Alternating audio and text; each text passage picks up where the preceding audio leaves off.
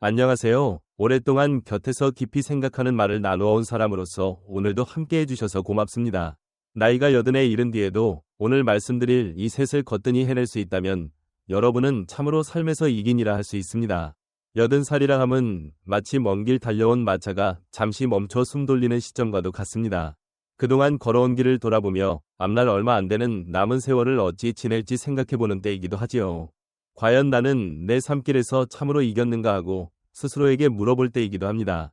왜냐하면 80에 이르렀어도 몸과 마음을 잘 건사하고 곁지기와 함께 알콩달콩 어울리며 아래에서 이야기할 세 가지 바탕을 지킬 수 있다면 단지 오래 살았다는 데에서 그치지 않고 거뜬히 잘 살아낸 것이 되기 때문입니다.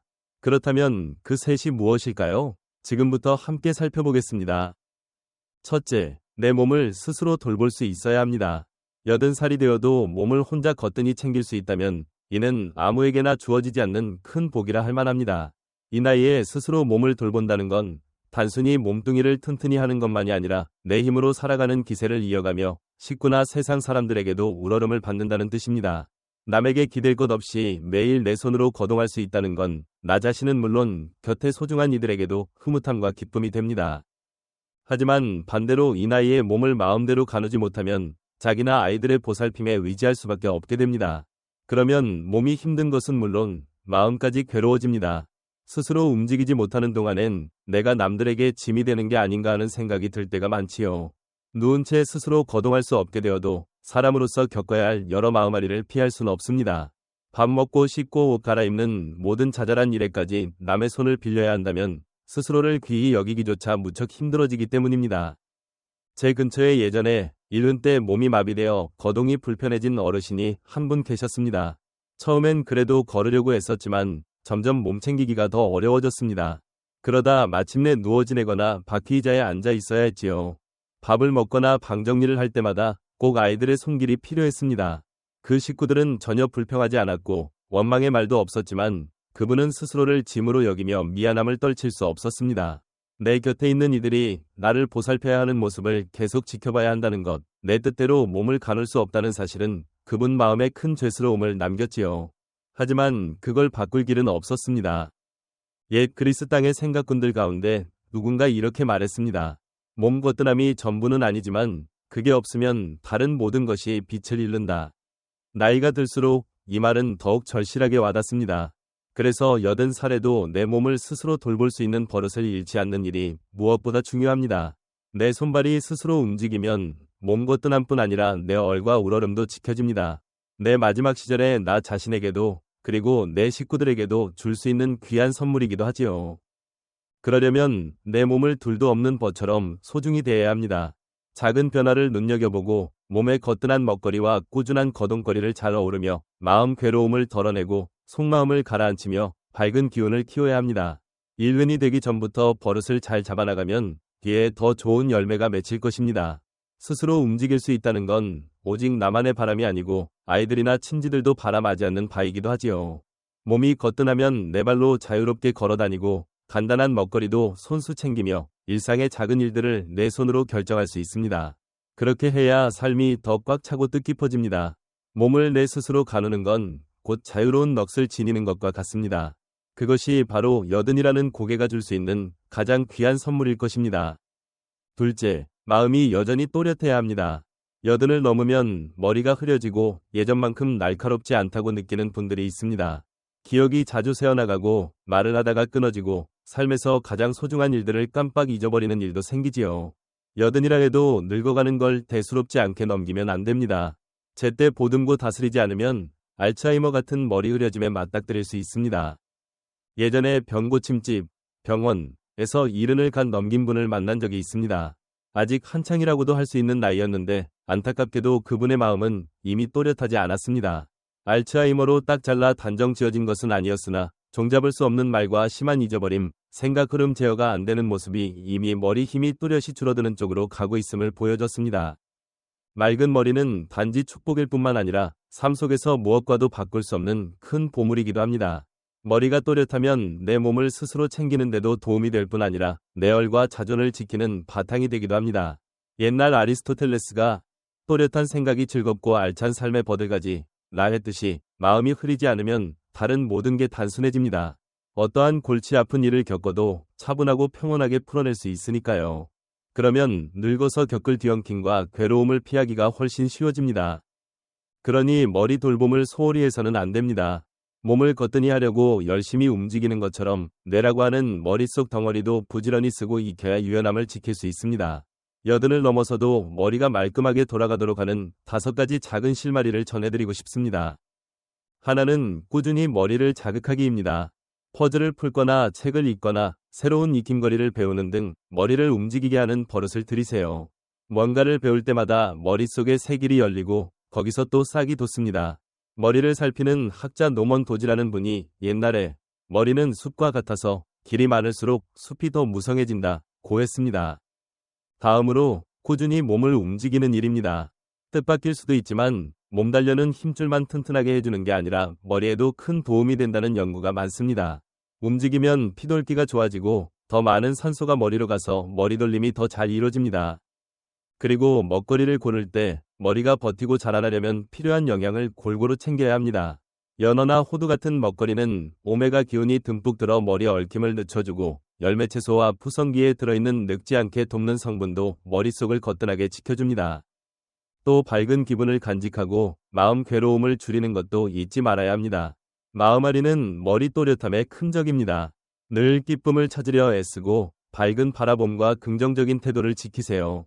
웃음과 고마움으로 가득한 사람이 우울하고 어두운 마음에 빠진 이들보다 머리 흐려짐에 덜 걸린다는 살핌도 있습니다.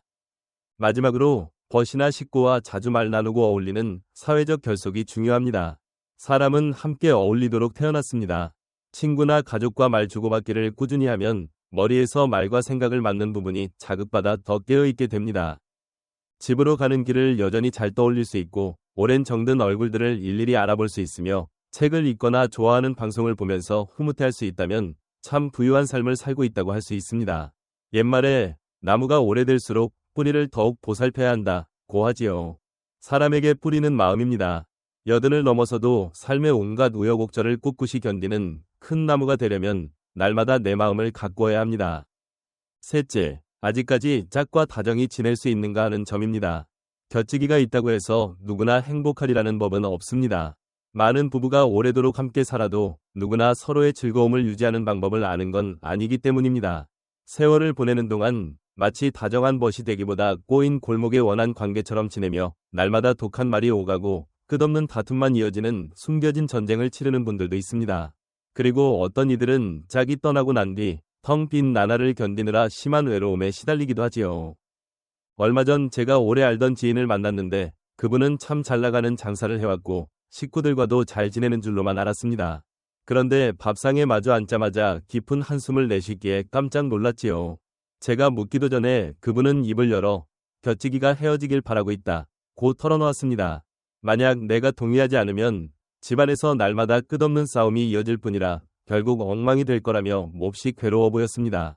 그분은 오랜 세월 가족을 지키고 일터를 키우고 온 마음을 다 바쳐 살아왔는데 노쇠해지는 이때 돌아오는 게 기쁨보다 실망과 좌절이 더 큰 모양이었습니다. 사실 여든에 이르러서도 곁치기가 함께라면 그것만으로도 큰 복이지요. 다만 행복은 저절로 굴러오지 않습니다. 나이가 들수록 두 짝이 지내는 사이에는 날마다 보살핌과 다독임이 필요합니다. 짝이 아직 몸도 잘 움직일 수 있다면 지금 가장 먼저 해야 할 일은 서로 곱게 마음을 나누고 너그러워지는 법을 익히는 것입니다. 누가 옳고 누가 그른가를 따지며 원망에 매달릴 때가 아니라는 뜻이지요. 남은 날들을 아끼며 나와 함께 살며 서로를 보듬겠다고 다짐한 이와 하루하루를 보내는데 무엇 때문에 아직 다투고 있는가 생각해봐야 합니다.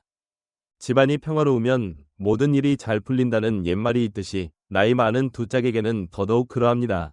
하버드라는 곳에서 오래 살피만 바에 따르면 기쁜 사람 사이가 오래 이어지는 게 목숨을 더 늘리고 늙어서 누리는 즐거움을 한껏 높여주는 가장 큰 요인이라고 합니다. 서로 어울리는 정과 헤아림은 근심과 불안을 덜어주고 몸을 튼튼히 해주며 넋을 더 젊게 지켜준다고 하지요. 그러나 두 사람이 늘 의견이 똑같아야 한다는 뜻은 아닙니다. 다만 서로 생각이 달라질 때도 너그럽게 받아들이고 상대 눈높이에서 보려는 마음이 중요합니다. 마음 다루는 일을 살피는 심리학자 존 고트맨은 예전에 둘이서 잘 산다는 건 다툼이 전혀 없다는 뜻이 아니라 의견 차이가 있어도 어떻게 같은 자리에 설 수 있는가가 관건, 이라고 했습니다. 그렇다면 80을 넘어서도 함께 웃으며 지내려면 어찌해야 할까요? 저는 다음 4가지를 권해드리고 싶습니다. 우선 곁에서 하는 말을 귀 기울여 듣고 함께 느끼려 애써야 합니다. 이 나이가 되면 누구도 완벽할 수 없음을 서로 표절이게 깨닫습니다. 그러니 상대 얘기를 비난이나 꾸짖음 없이 차분히 들어주고 그 처지를 헤아려 보는 일 자체가 귀한 선물이 될 때가 있지요. 또 함께 시간을 보내는 게 중요합니다. 늙어갈수록 땅이나 돈 같은 거칠애보다 서로 마음이 이어짐이 훨씬 중요해집니다. 한 지붕 아래에 살기만 하는 게 아니라 함께 살아야 한다는 뜻이지요. 아침에 차를 나누어 마시거나 나란히 걸으며 바람 쐬거나 앉아서 좋아하는 방송을 함께 보는 자잘한 기쁨이라도 놓치지 않고 나누어 보세요. 하나하나가 소중한 순간입니다. 그리고 웃음과 익살스러움을 곁에 두는 것도 잊지 마세요. 웃음은 최고의 약이라는 말이 있듯 가벼운 농담이나 웃음을 서로 주고받는 것만으로도 날마다 쌓인 괴로움을 풀고 둘 사이를 단단히 이어주는 놀라운 힘이 됩니다. 어렵고 힘든 날일수록 미소를 잃지 않으며 함께 밝은 면을 찾아보려 애쓰는 게 좋습니다. 마지막으로 용서하고 내려놓는 법을 익혀야 합니다. 이 나이에 앙심이나 불만을 마음속에 영영 끌어안고 있을 만큼 삶이 길지 않습니다. 자기의 잘못을 크게 여기지 않고 흘려보내는 법을 배우세요. 누구도 흠이 없는 이는 없습니다. 더 중요한 건 용서는 상대를 풀어줄 뿐 아니라 내 자신도 풀어준다는 사실입니다. 80이 되어도 여전히 곁지기가 함께라면 그보다 더 소중한 선물은 없다는 걸 잊지 마세요. 조금 더 얘기를 이어가겠습니다. 사실 80 어르신의 몸 거뜬함이나 마음 상태는 70 무렵부터 이미 자리를 잡아간다고 할 수 있습니다. 70 즈음은 앞으로의 몸 상태와 삶의 빛깔이 어떻게 될지 가늠하게 해주는 시점이라 할 수 있습니다. 지난날보다 스스로를 챙기는 데 신경 써야 하는 때이지요. 만약 70의 이셋, 즉 먹고, 내보내고, 배변, 자는 일을 어렵지 않게 해낼 수 있다면 90까지 거뜬히 살아갈 가능성이 훨씬 높아진다고 합니다. 먼저 먹는 걸 편히 하면서도 맛을 느끼는 것이 중요합니다. 먹지 않고는 살 수 없고 오래 살려면 더욱 잘 챙겨 먹어야 합니다. 누구나 맛있는 걸 즐길 수 있지만 누구나 올바른 먹는 버릇을 오래 지키는 건 아닙니다. 오래 사는 어르신들의 식사 버릇을 들여다보면 그분들은 결코 너무 먹지도 그렇다고 너무 굶지도 않습니다. 때에 맞춰 알맞게 먹고 폭식하지도 않고 허기만 남지도 않게 합니다. 나이 든 이들을 위한 먹거리 챙김은 여러가지 골고루와 균형 2가지의 무게가 실려야 합니다. 단지 배를 채우기 위해 먹는 것이 아니라 매 끼니가 몸을 위해 더없이 귀한 역할을 하도록 먹어야 한다는 뜻이지요. 예를 들어 녹말 덩어리를 마구 먹기보다는 푸른 채소나 열매를 더 먹어 몸에 좋은 비타민과 광물질을 챙기는 식으로 말입니다. 또 마음과 머리를 지키는 데 좋은 오메가 기운이 담긴 음식을 곁들이고 매일 물도 충분히 마셔야 합니다. 이런 바른 먹거리를 오랫동안 지키면 온갖 나리 위험도 낮아지고 몸을 지키는 힘을 높여서 더 오래 살 수 있는 기반이 됩니다. 옛말에 병은 입으로 들어오고 탈도 입으로 튀어나온다 했지요. 잘 먹는다는 건 몸을 거뜬히 지키는 것뿐 아니라 기운 넘치고 기쁜 나날의 바탕이 되기도 합니다. 예전 어느 생각꾼이 밥을 약으로 삼고 약을 밥으로 삼으라 고 했던 것도 같은 이치입니다. 그러니 매 끼니를 아끼고 지혜롭게 먹어보세요. 몸이 분명히 고마워할 것입니다. 다음은 내보내는 일입니다. 즉, 배변이 편하고 규칙적인지 살펴야 합니다. 부드럽게 그리고 제때 화장실을 갈 수 있다면 내 몸의 안쪽 흐름이 잘 굴러가고 있다는 뜻이기도 합니다. 속기관들이 여전히 잘 움직인다는 뜻이지요. 그리고 밤잠을 잘 이룰 수 있느냐도 매우 중요합니다. 70을 넘어서면 젊을 때보다 잠이 짧아지고 잠결의 깊이도 점차 얕아집니다. 쉽게 잠들지 못하거나 자주 깨거나 새벽에 너무 일찍 눈 뜨는 등 잠으로 인해 받는 고생이 적지 않습니다. 하지만 혹시 여러분이 70을 넘어서도 너무 늦지도 빠르지도 않게 자리에 들고 밤새 여러 번 깨지 않고 아침에 적당히 일어날 수 있다면 참 잘하고 있는 것입니다. 그것이 바로 몸 거뜬함과 오랜 삶의 금빛 열쇠를 쥐고 있다는 뜻이니까요. 그렇다면 이 나이에 꿀잠을 이루려면 어떻게 해야 할까요? 핵심은 매일매일 일정한 때를 지키고 편안하게 잠들 수 있는 공간을 만들며 휴대전화나 텔레비전 같은 빛나는 기기를 멀리하는 것입니다. 또 아침에 가벼운 걸음이나 손발 풀기를 통해 몸 안에 힘을 적당히 쓰게 만들고 밤에는 전자기기를 멀리하고 책을 읽거나 차분한 소리를 들으며 몸과 마음을 누그러뜨리는 것입니다. 밤마다 편안히 잠드는 게 쉽진 않지만 이를 갖고 나갈 수 있다면 내 앞날에 스스로 투자를 하는 셈입니다. 지금까지 70 무렵 먹고 내보내고 자는 것이라는 세 가지 일상의 중요한 이야기를 해봤습니다. 사실 사람의 삶은 몸을 움직이고 먹고 마시고 자며 여기에 알맞은 움직임을 더하는 것으로 이루어집니다. 그래서 이 영상을 마무리하며 알맞은 몸 움직임에 대한 얘기를 빼놓을 수 없겠지요. 움직인다고 해서 마구 땀을 흘리거나 무리하게 하는 게 다가 아닙니다. 제일 중요한 건 내 몸 상태에 맞게 똑똑하게 움직이는 것입니다. 내 몸에 딱 맞는 방법과 때, 그리고 알맞은 양으로 하는 게 관건이지요. 혹시 억지로 많이 하거나 엉뚱한 방식으로 움직이면 오히려 몸에 상처를 주고 아프게 만들 수 있으니 조심해야 합니다. 오래 삶을 누리려면 날마다 습관처럼 가꾸는 일이 중요합니다. 어디 특별한 묘책을 구할 게 아니라 내 몸을 살피고 몸이 보내는 신호를 빨리 알아채는 게 중요합니다. 내 몸을 가장 잘 아는 건 결국 나 자신이지요. 예를 들어 가슴 두근거림이 달라진다거나 잠결이 얕아진다거나 늘 피곤함을 느낀다거나 하는 작은 징후들은 모두 내 몸이 보내는 알림입니다. 또한 특정 거동거리, 운동을 할 때 아픔이 느껴지면 억지로 밀어붙이지 말고 다른 움직임으로 바꾸는 게 좋습니다. 예로부터 아리를 막는 게 아리를 고치는 것보다 훨씬 낫다고 했습니다. 몸이 보내는 소리를 놓치지 말고 알맞게 손 쓰면 뒤에 맞닥뜨릴 크고 작은 어려움들을 거뜬히 줄일 수 있습니다. 그렇다면 끝으로 묻겠습니다. 좋고 알찬 삶이란 무엇일까요? 돈이든 이름이든 사람들이 떠올리는 건 많습니다. 물론 이런 것들이 쓸모없다는 건 아닙니다. 어느 정도의 돈은 우리를 기쁘게 해주기도 하니까요. 하지만 일정 이상이 되면 그 곡선은 평평해집니다.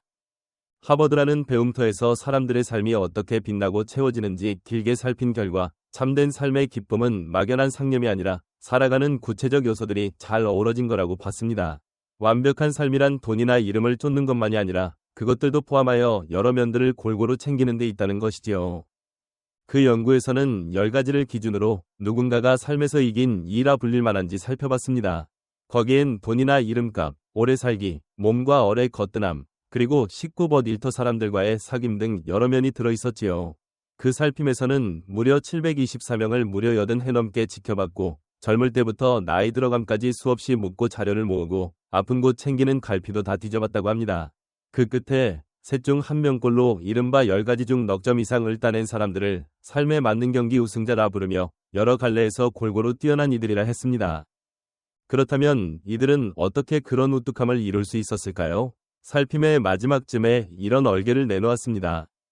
하나는 어릴 적에 따스한 보살핌과 사랑을 받은 이들이 어른이 되어도 대체로 마음과 얼이 든든하게 자란다는 점입니다. 어릴 적부터 사랑 듬뿍 받은 이는 자라서도 사람들과 잘 어울리고 속마음이 흔들려도 스스로를 믿으며 어려움 앞에서도 당황하지 않는 버릇을 갖게 된다는 것이지요. 다만 스스로 어려운 어린 시절을 선택한 이는 아무도 없으니 이 점이 야속하게 들릴 수도 있다고 연구자들은 인정했습니다. 하지만 안타깝게도 현실이 그렇다는 거지요. 사랑받으며 자란 이는 남을 더 헤아리려 하고 부족과 결핍 속에서 자란 이는 자기 방어에 예민해져서 조금만 다쳐도 공격적으로 변하기 쉽다는 겁니다. 사랑 가득한 어린 시절은 강력한 백신 같아서 그 뒤의 삶에서 모든 상처를 막아주진 못하지만 굳은 견딜 힘을 길러주는 바탕이 된다는 뜻입니다. 반대로 힘겹게 자란 아이는 늘 경계를 늦추지 못하고 조금이라도 위험을 감지하면 자기 보호를 위해 도리어 맹렬히 맞서려는 쪽으로 기울어지지요. 이는 그 아이의 본디 잘못이 아니라 아픈 마음이 어쩔 수 없이 보이는 몸짓일 뿐입니다. 그러니 어린 시절은 집의 맨 아랫돌과도 같습니다. 또 하나는 살아가는 동안 사랑을 찾고 지키는 힘이 있느냐는 겁니다. 사랑은 연인 관계만이 아니라 식구나 벗, 그리고 삶 전체를 향한 사랑까지 두루 포함됩니다. 사랑을 주고받을 줄 아는 이들은 마음이 너그럽고 열려 있어서 삶의 흐뭇함을 더 잘 느낍니다.